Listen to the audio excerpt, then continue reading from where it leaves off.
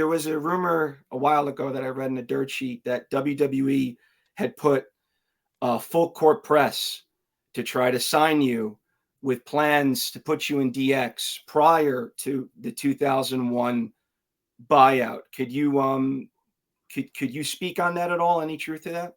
Yeah, I can. I don't know what they were wanting to do with me, but nobody knows this. And I've mentioned it a couple of times, but it's not a thing I try to keep quiet or don't try to talk about. I just don't think people probably believe me. But Vince himself reached out to me to sign a contract for the WWF. And when he got my contract, he goes, "Man, you've got a regular contract."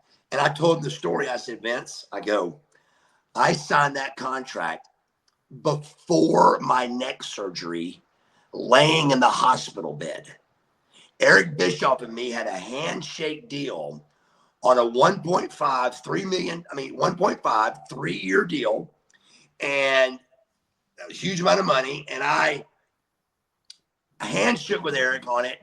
I go out in Columbia, South Carolina, and break my neck. That contract's gone, I think." Yeah. And Eric calls me up and goes, "Hey, I'm sure you're not worried about your contract." I go, "Stop." I go, "I am worried."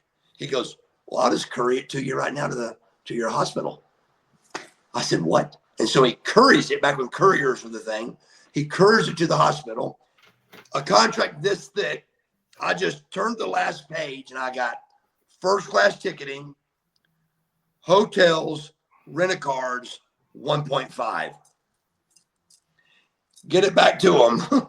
And so all the stuff I could have took out because I was Buff Bagwell, I didn't care because I'm a WCW guy anyway. But by not doing that, Vince couldn't touch me. I wasn't even upset about it because I'm 31, brother. I don't really care. I don't really need to go to Vince right now. I'm not in any danger You're here. healthy. Yeah. I'm in a perfect position. I'm Buff Bagwell, 31 years old. I'm healthy. I'm good. There's nothing stopping me from running this whole thing, brother. And except if Vince buys WCW, then it's all going to go down, and it went down like that for me. But he did. I don't know to what degree, but they did the whole fly me up, me and my wife up. They fly you up. They fly you up first class, limousine pickup. You go to Vince's house. You have dinner. You talk about your contract. You get back on first class. You come back home all the same day. That's how it's been for 100 years with the WWF. So they go out, first class ticket. We land, and Shane meets us and goes, "My dad couldn't make it." I really believe, looking back on it, I really believe that something about the WCW thing was going on right here. I really do. And that may not be the story, but it's awful weird that Vince's wine and dine thing he does, he didn't show for it. So Absolutely. I don't know, maybe if he didn't need me then or decided he didn't want me, but there was no bad word for Buff Bagwell at this stage. Everything's flowing 100 miles an hour, great.